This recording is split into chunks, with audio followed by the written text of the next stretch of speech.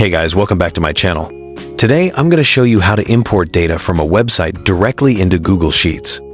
This is a simple and fast way to bring live information from the internet into your spreadsheet without copying and pasting manually. So first, open your browser and go to sheets.google.com and open a new blank spreadsheet. Now, think of any website that has a table you want to bring into Google Sheets. For example, it could be a list of prices, exchange rates, football table, stock list, anything that is displayed in a table format on a website. Copy the link of that web page from the address bar. Now go back to your Google Sheet and click inside a cell where you want the imported data to start showing. Now type this formula. Type $, then write importh.ml. It looks like this. Equals importh.ml, paste your link here, table 1. So inside the quotes, paste the web page link. Then leave table as it is, because we want to import a table.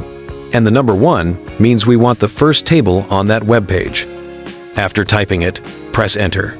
Google Sheets will now go to that link, scan the page, and bring the table automatically inside your sheet. Within a few seconds, the data from that website should appear inside your sheet. The beautiful thing about this method is that when the data on that website changes, your data can refresh in Google Sheets too. So this is extremely useful for price monitoring, sports results, exchange rate tracking, or any kind of table you want to keep updated.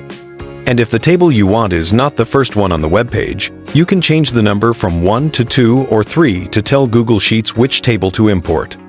So that's how to import data directly from a web page into Google Sheets. Copy the link, use the importh.ml formula, choose table, and enter the table number. It is fast and very powerful.